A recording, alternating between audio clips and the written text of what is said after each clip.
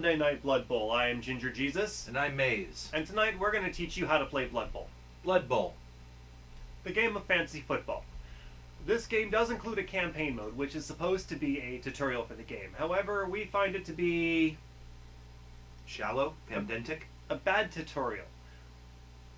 Also, in some ways, it could be misconstrued as kind of like gatekeeping, because Blood Bowl 2, while a terrific video game, does kind of rely on you already having a basic understanding of the board game that the game is based on. Yes, it does. So what we're going to do is we're going to act as the rule book to that board game so you know what's going on. And then when you go in and play the campaign mode and learn how to use those rules more effectively, it will all make sense at the beginning. So, let us start with a friendly match. Welcome, I'm Page 1, and with me is the one and only Page 2. Or 6. So, this will be on the local. I will be playing this team that I made just for this particular event. And our opponent will be also me. Go you! Yay! So, we will be using an orc team that the computer has generated for us. Other options are dwarves, rat men known as Skaven, elves of various types. Bretonnians are humans in armor. Which are better than regular humans, but still humans. Yeah. Like I said, still humans. The humans are an amazing team. Let's not disparage them. Not during the tutorial. Okay, you're right. Don't play elves, though. Because, you know. Oh, sure, you get to make a joke about not playing elves, but I can't say how bland humans are. No, you cannot. It's All right. like water-flavored ice cream. Yes, it is. Water-flavored ice cream is actually pretty delicious. It's called ice milk. Alright, we're going to go to a 4-minute timer because I tried doing this earlier with a 2-minute timer and I didn't have enough time to talk.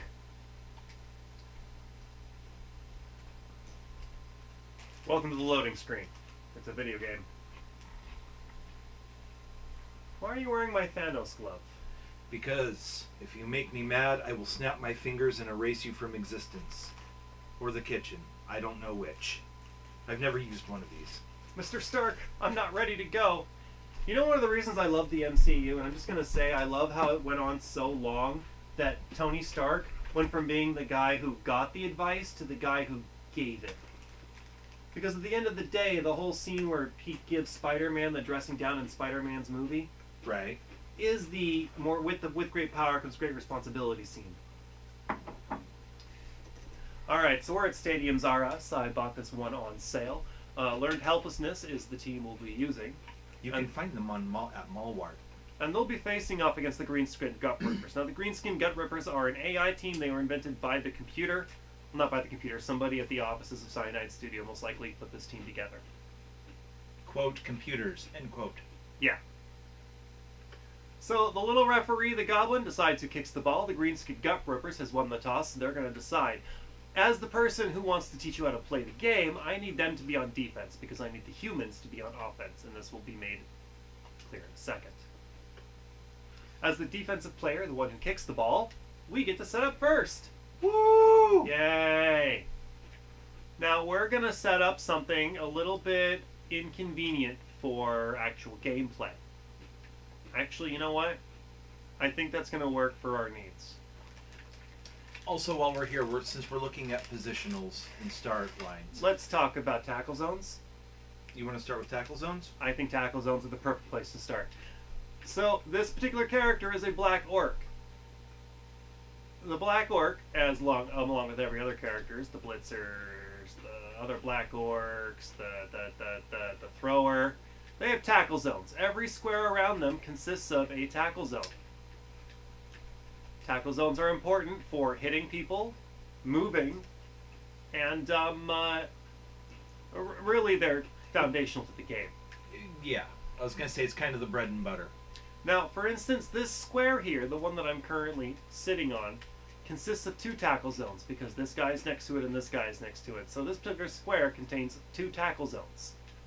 One of them his, one of them his. 1 plus 1 is 2. Excellent. If anybody wants to move through there or hit these guys, they have negative penalties, which we will explain momentarily. Set up your team. Set up your team. Now, when setting up a lineup, it's important to remember that you have to have at least 3 pieces on the front line in the center, Yes.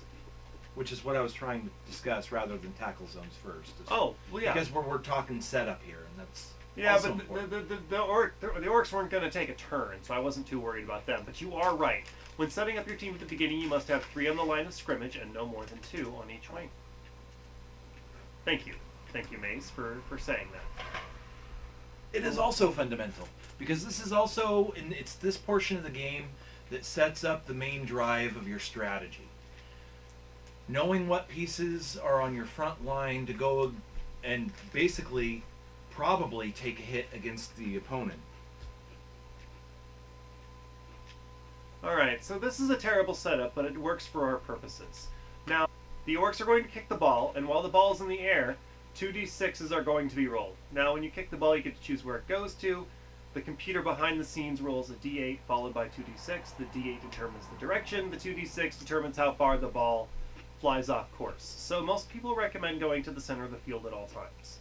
Some people like to move around and hope for the best, but Some of us are gamblers.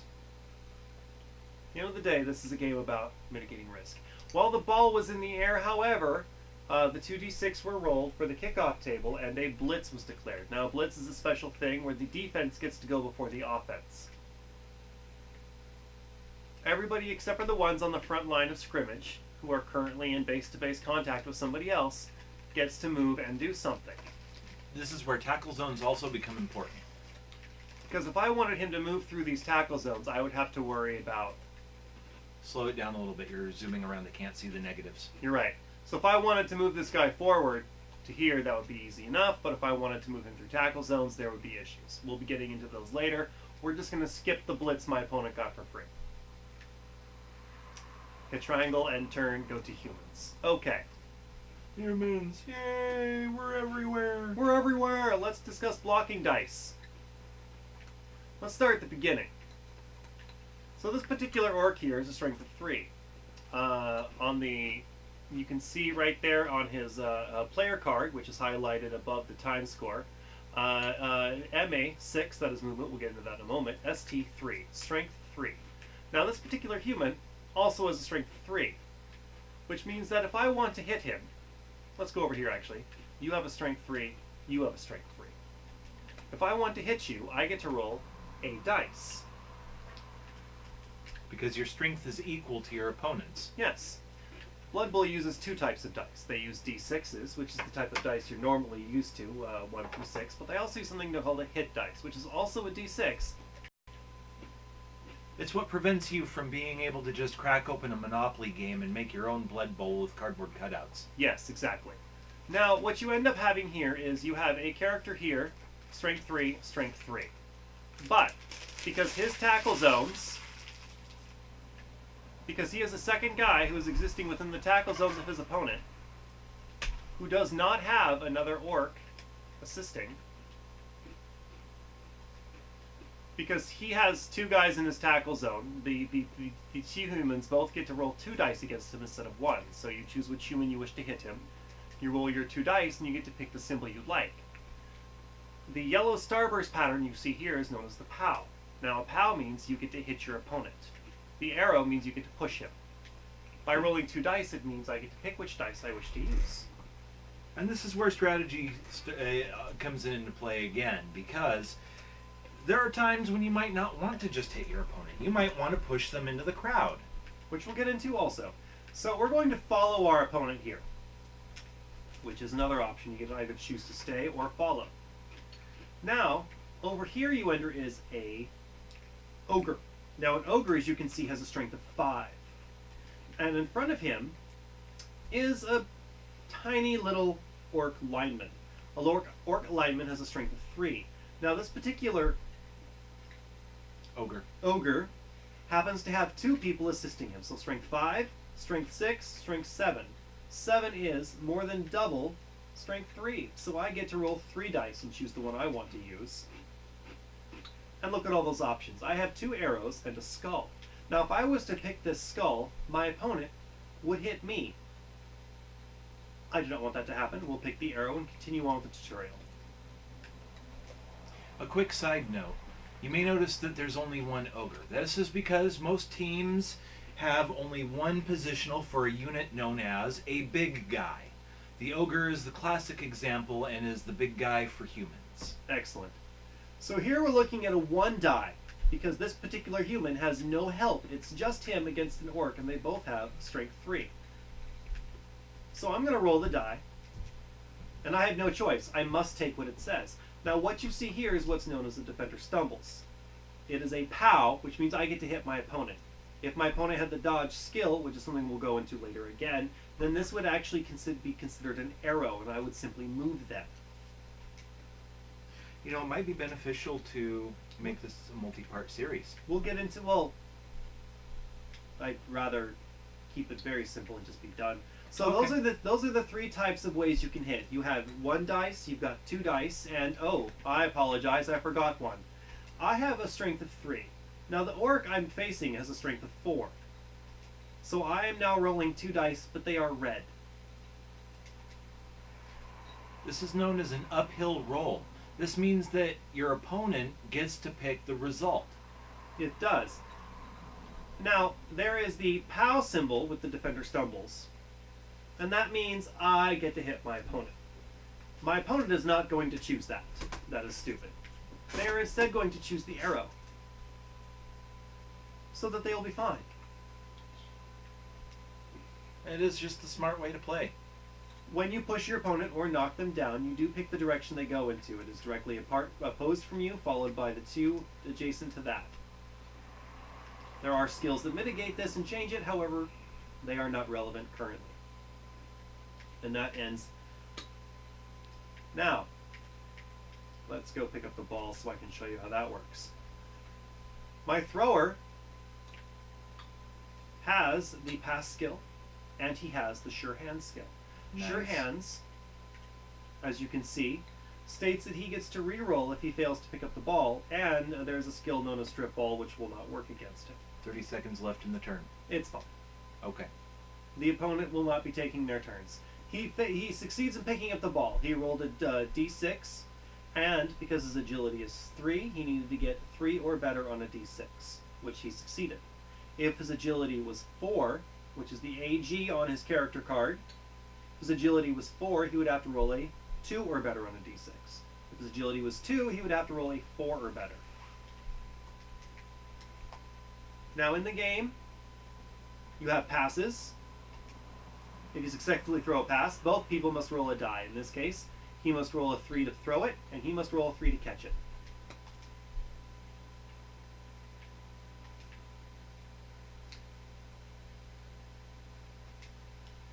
Now, I have throw, so if I fail to make a 3 or better on a d6, I get to re-roll.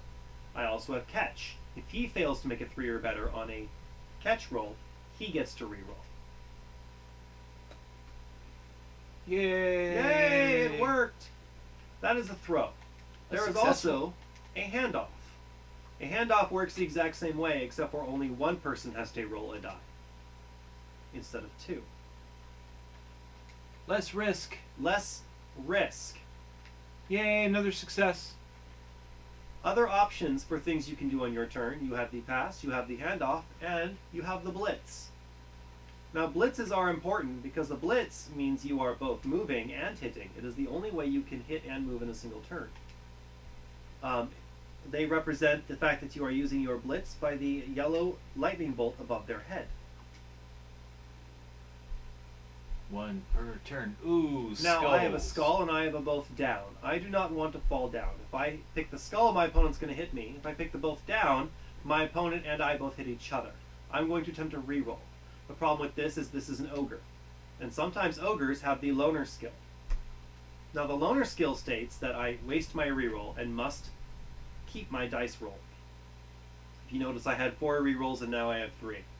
So in hopes of taking out my opponent with me, I'll pick the both down. Ooh.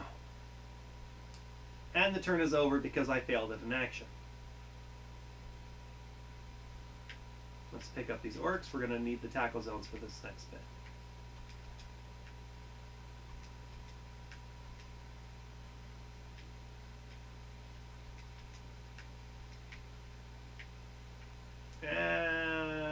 call it good. Good. Yay! Okay.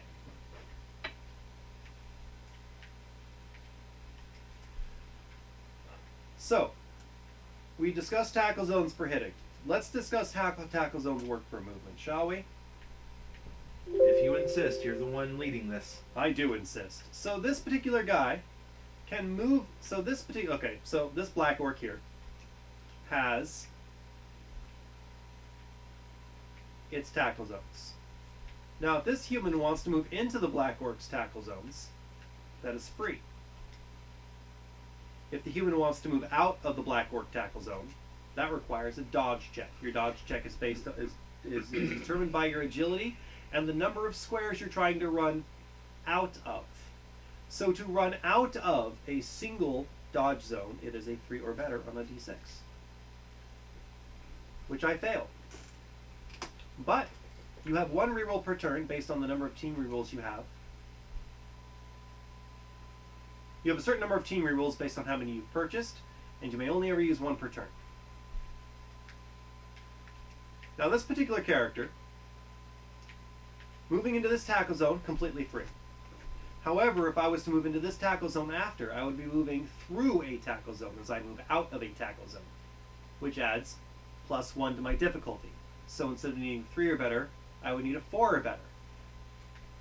Again though, if I was to move into this tackle zone, I'm moving into a tackle zone from a tackle zone, but now I'm moving into 3 tackle zones, meaning now instead of needing a 3 or better, I need a 6 or better on a single d6, which can be challenging.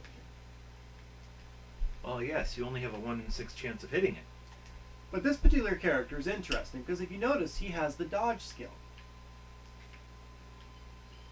Now, dodge skills are interesting because you move into a tackle zone with the dodge skill, again, free. But then you can move out. And if you fail your dodge check,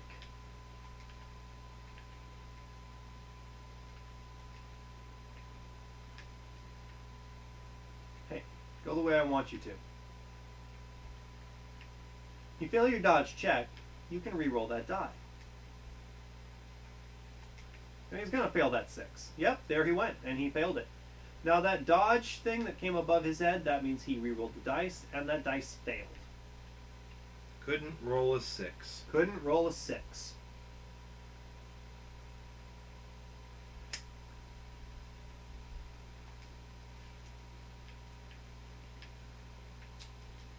Let's see. The only other thing I can think of to bring up as basics, things that people need to know. There's only 8 turns and a half. You get the ball, you try to get to the touchdown.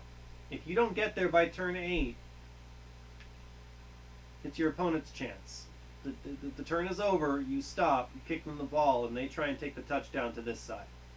If you can take the football away from them, you can score. It's harder than you think it is.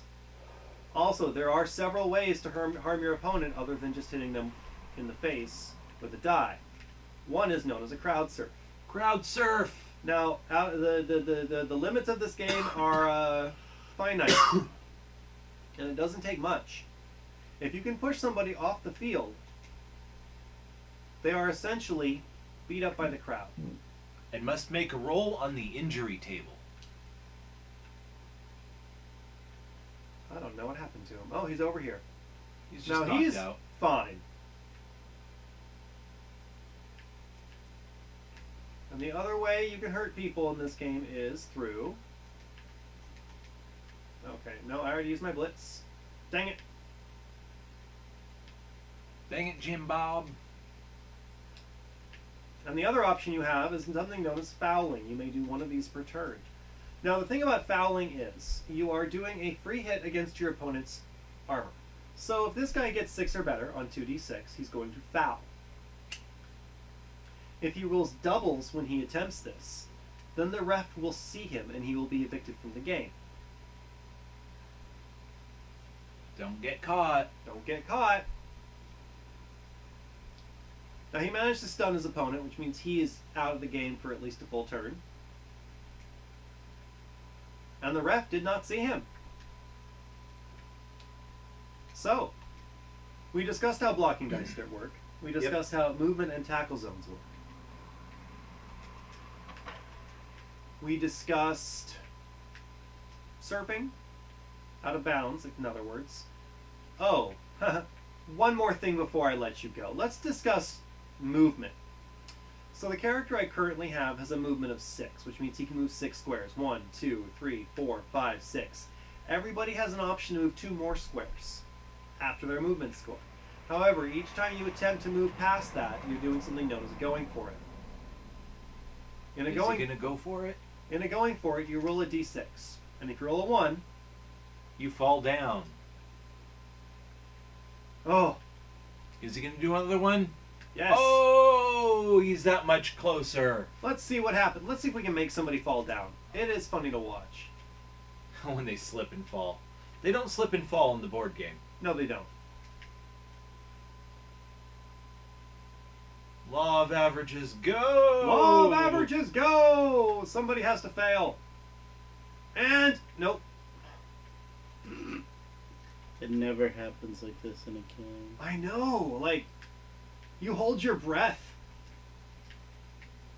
Run! You know what the problem is? Wow. They're running and they don't have the ball. I know. Let's give the guy with the ball a good run.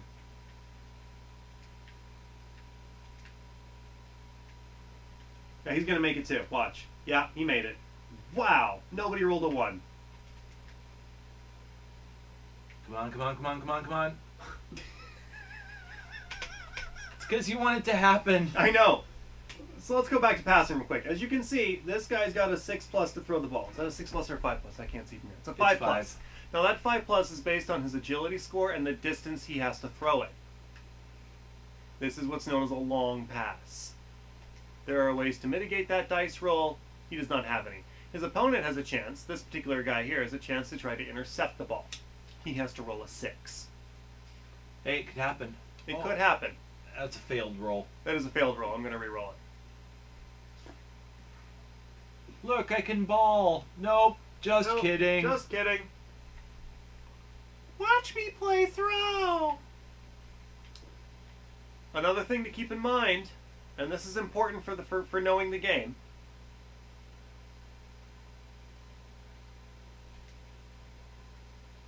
I just need this human out of the way because I don't want to tackle someone on the ball when I attempt this.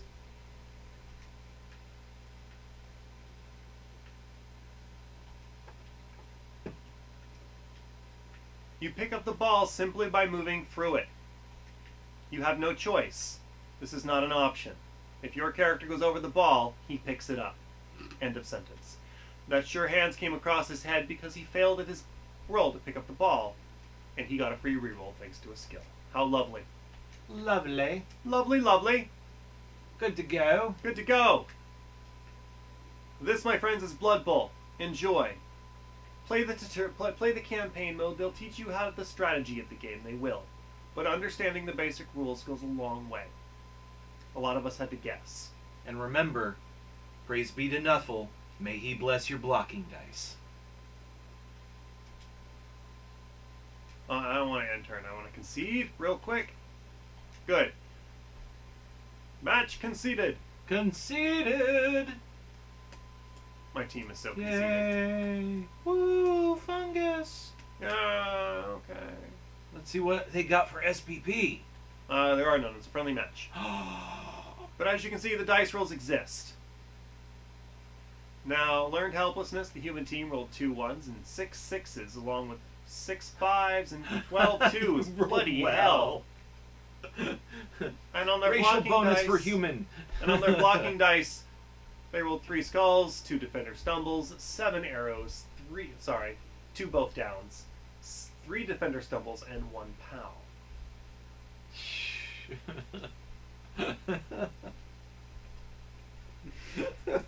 Sorry.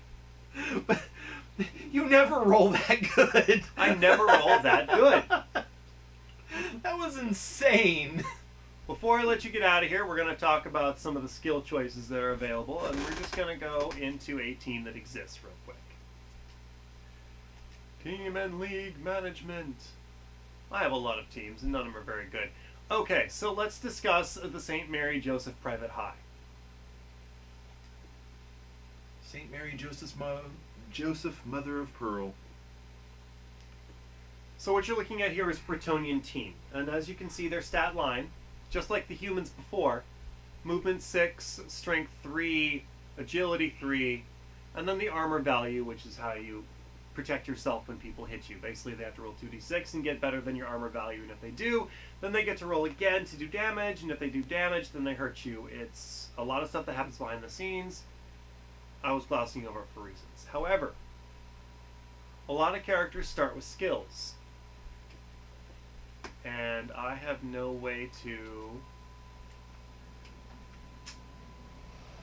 Alright. How do you start a new game? Oh. Okay. Boom, boom, boom.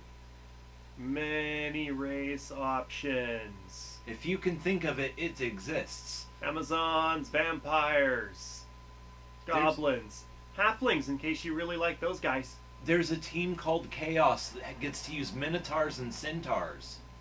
It's pretty awesome. Alright, so Khemri. They're the mummies. They are the mummies. Good cook. I don't care. Alright, so we're going to discuss... Legit.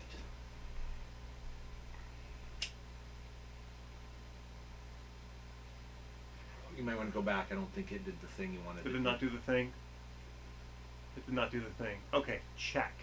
There We're you going to go. discuss skills and how they work, along with level ups. Oh, come on. Just stop that.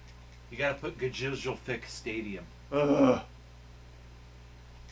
I hate you so much. Then why do you do these shows with me? Not you. The game. The game that you love so much that you're trying to make a learn to play tutorial? Yes. Shush you. Let's discuss star player points. Star player points, or SPP. Now, above the roster, just above, you see where it says player name, MASTAGAB skills, and then SPP over there next to value.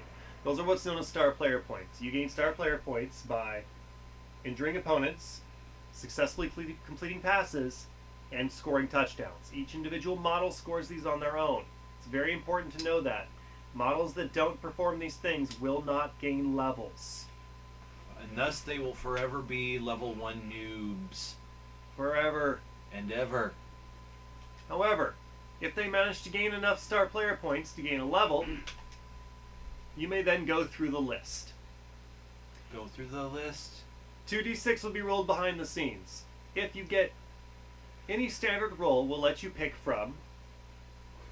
So there are 4 options: general, agility, passing, and strength. This particular character is a strength character, therefore he gets access to the strength skills for free. However, if a double had been rolled, he may pick from anything from the general, agility, or passing skills. Quick side note, there is actually a 5th category, but it is locked behind certain races. It is called mutations, and we will not be covering them any further than this. That is all. That is all. If a 10, 11, or 12 is rolled, then you may raise a characteristic. Your armor value, your strength, your agility, or your movement allowance. These are the stats at the top, and changing them can be game-breaking. General skills consist such things as strip ball, where any roll other than a skull or both down will remove the ball from your opponent's hands. Dirty player makes it easier to do Fouls. fouls. Frenzy allows you to hit twice against a single opponent. It's great for your big guys. Tackle makes it so that if somebody has a dodge reroll, you may make it so they may not use their dodge reroll. Kick allows you to kick when you kick the ball at the beginning of the half. Instead of having that wide spread of arrows that is reduced to a quarter of the field, it allows you to kick the quadrant the ball goes into. It's very useful. Other skills, agility skills, for instance, you've got catch, dodge. Jump up allows you to get off the ground without sacrificing any of your movement. Sprint allows you to get an extra GFI option, while Sure Feet allows you to reroll any failed GFI rolls. Passing, safe throw allows for things such as